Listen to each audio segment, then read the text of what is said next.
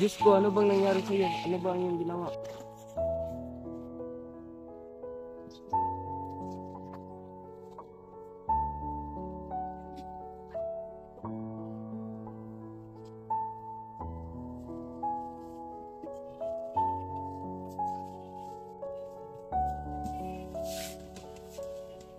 Diyos ko, ano ang iyong ininom? Pinahod kayo. Ang lason? Ginoong Simon, meron akong gamot dito. Ayaw ka sa yan ang panahon.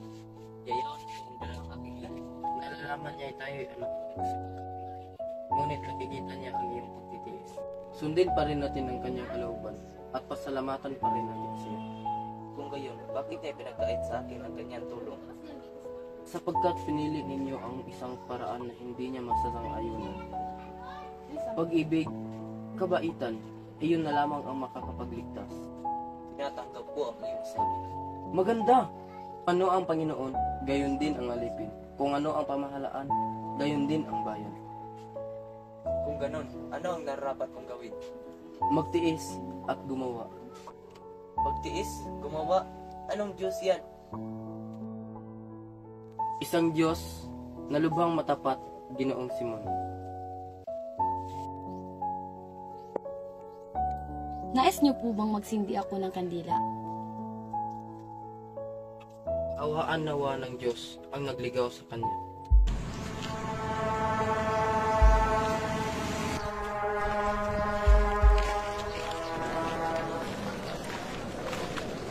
Tumingin ka sa dinadaanan mo. Lawak ng daan, tatanga-tanga pa. Kumaning, Ginoong. Dali lamang. Pare ba akong magtanong? Ano ang lugar na ito? At kakaiba ang kasuotan at iyong pananalita. Ano ba? Iwan ko sa'yo ang weird mo. O Diyos ko, ito ba'y sumpa ng akong kasalanan?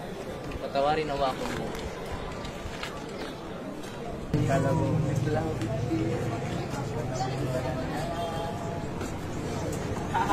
Baliw. Baliw.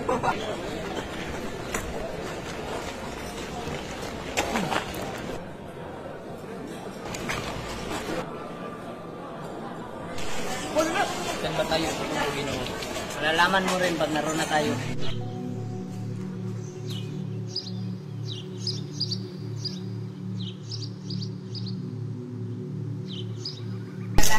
Basay.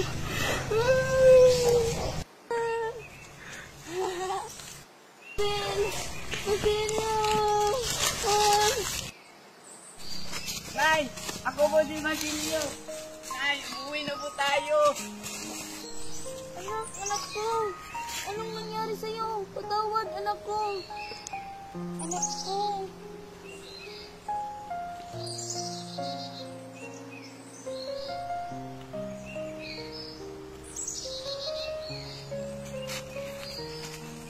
Nay!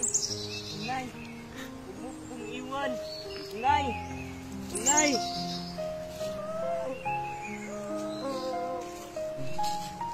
Sinong babaeng yan? Siya po ang aking inay. Medyo, mamatay din ako. Manak ka ng kahoy at sunugin mo ang aking bangkay. Magandang araw po, Senyor. Ari niyo ba akong kupkupin? Hindi ko na alam kung saan ako tutungo. Pinapangako ko pong susuklian ko ang iyong tulong.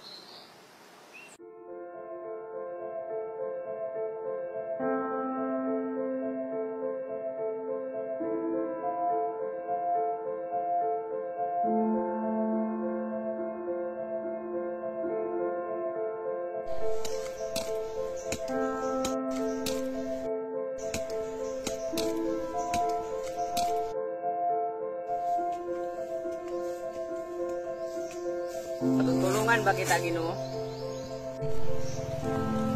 Sino ka? May 13 taon na rin nang ako'y iyong tinulungan.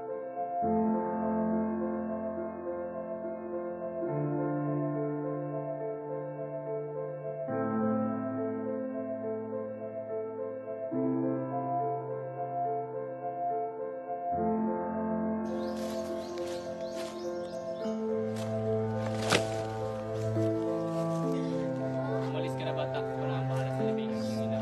At saka pagsusunog ng katawan ng lalaki. Ganun ba? Ika'y nakaalam ng isang lihim. Ikakasawi kong kasakaling mabunyag. Kaya't ang buong kong buhay ay nasa pagtamay ninyo. At alam kong gaya ko rin kayo na kailangang pagtuo sa sosyedad. Ang kapatid ay pinatay. Ang iyong ina ay nabaliw dahilan ng pamamatay. Tayong dalawa ay nabibilang sa mga uho sa katwiran. Hindi dapat tayo magtunggali, kundi magtulungan. Ano ang gusto niyong gawin ko?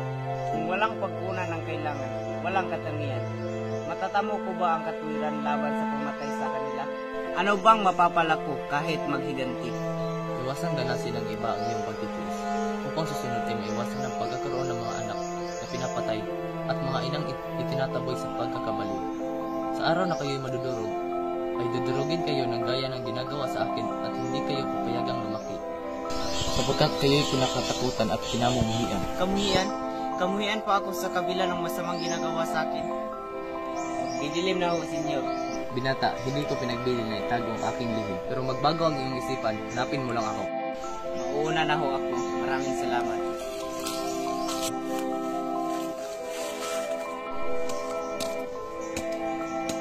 Mali kaya ako ng tukoy? Ito naman ang bakit ko, Seth? Ang mahal kasi. Di ba na sa susunod na lang? Hi, Every good girl needs a little love. Every bad boy needs a little love.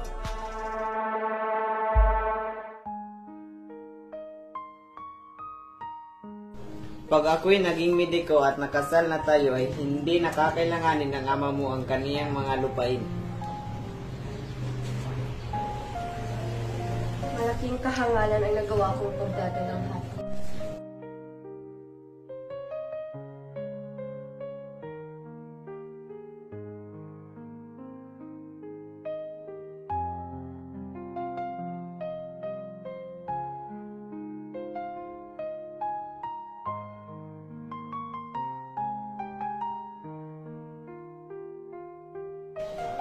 Pagdating niya, ma'am, ay sabihin niya nakapasok ako sa kolehiyo.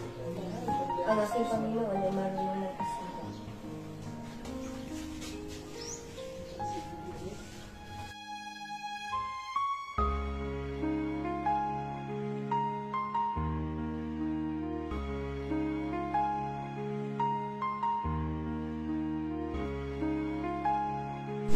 Wala man lang akong maibigay na aginaldo sa aking apo.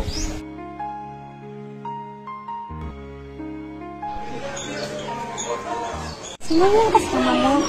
Amanin din, hari ko ng gabalain.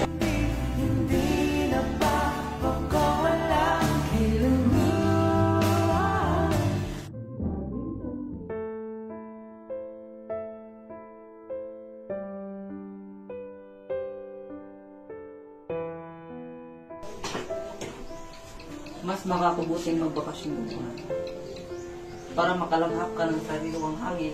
Saan mo ba gusto magbakasyon? Sa Malabon o sa Santiago? Bumalik na kayo ng Tia Isabel mo sa Betaryo at kunin na ang lahat ng iyong gamit. Hindi ka na babalik doon. Kaya't magpaalam ka na ng tuluyan sa iyong mga kaibigan. Sa Santiago na lamang dahil mas malaki ang bahay doon at isa pa'y malapit na ang pista. May panauhin po kayo, Senyor. Magandang araw. Ikaw pala, Don Crisostomo Ibarra. Si Ibarra? Magandang araw po, Don Santiago. Halika, tuloy ka. Nakalimot ako sa aking tungkol. Bakit lumisan ka? Puso'y paano na? Bakit kailangan na tayong dalawa ay magkawalay pa?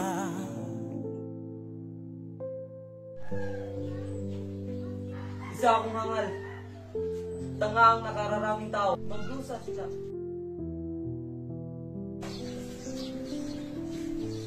Kumusta ang may sakit?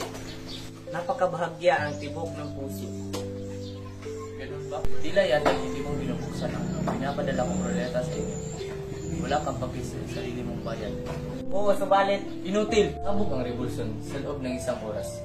At bukas ay wala nang aral-aral, walang anumang maliban sa labanan at patayan. Nakahanda na ang lahat at tiyak magtatagumpay ako. Basilio, Naparito ako upang ialok sa iyo. Ang kamatayan mo ang kinabukasan mo. Magpasya ka. At ano ang kailangan kong gawin? Isang bagay na napakadali. Ikaw ang pwersa na magbubukas ng mga pinto ng kumbento ng Santa Clara. Itakas ang babae. Ikaw, ako, si Gabriel Tiago lamang ang nakakilala. Maria Clara? Ako si Maria Clara. Kaya ako nagbabalik dahil sa kanya. Huli na kayo, senyor. Huli. At bakit? Patay na si Maria Clara. Sinasabi mong patay na siya? Kaninang hapon, alas 6. Ngayon siguro'y Hindi yan totoo. Buhay si Maria Clara. Nagduduwag ka lang. Hindi siya patay. At papalayan mo siya ngayong gabi. Papatayin kita bukas. araw na siyang may sakit. Narito ang sulat ni Padre Salvi. Pinararito ni Padre Yun. Magdamag nang umiyak si Kapitan Tiago habang humingi ng tawad at pinagkan ang litrato ng anak. Wala na.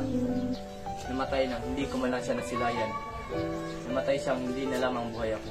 Nang dahil sa kanya, namatay siyang nagtitiis.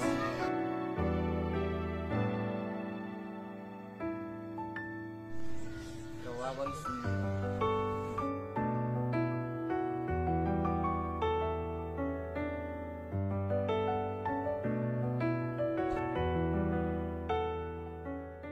Ang buong akala ko hindi na tayo makikita muli. Akala ko siya.